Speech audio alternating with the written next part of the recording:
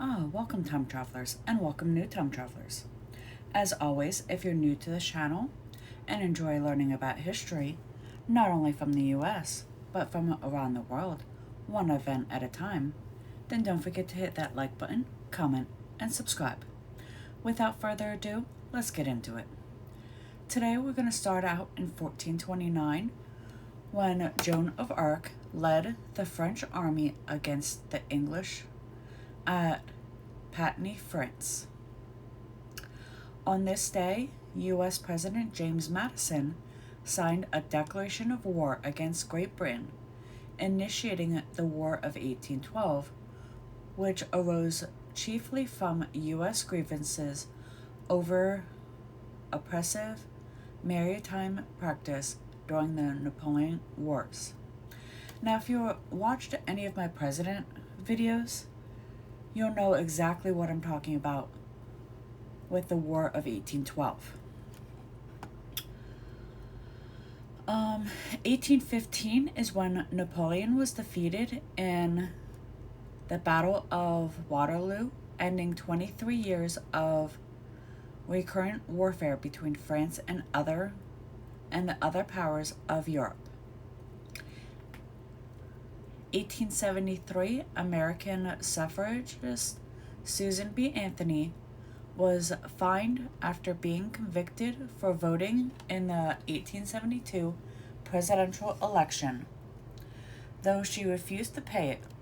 And in 2020, President Donald Trump pardoned Anthony, but the move was criticized by those who argued that it validated the trial.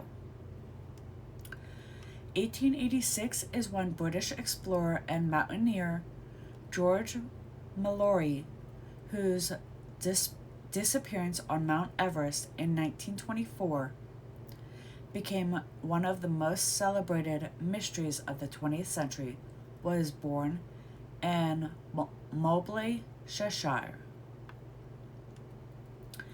In 1940, broadcasting from London after France fell to the Nazis, French General Charles de Gaulle appeared to his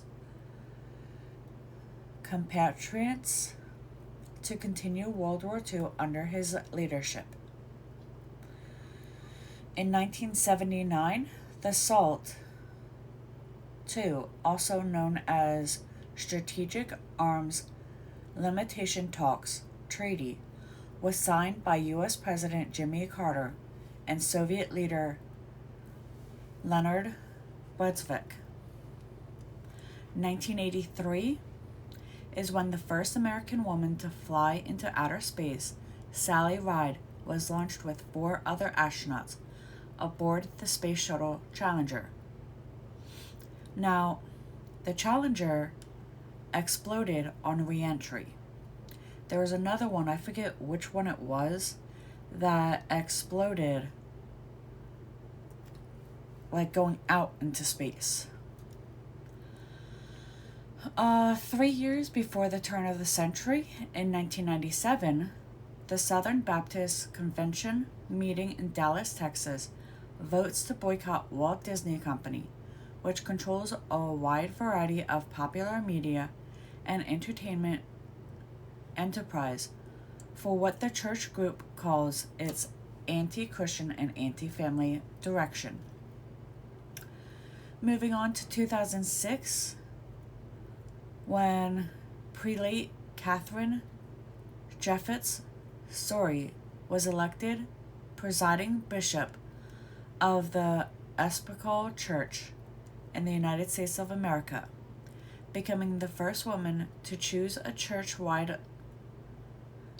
as a church-wide leader in the 400-year history of Anglican Communion. 3 years later, in 2009, the Potential Gas Committee releases a report estimating U.S. natural gas reserve at some 35% more than the last report in 2006. The increase is owed to new technologies that make it possible to access the fuel locked in shale rock.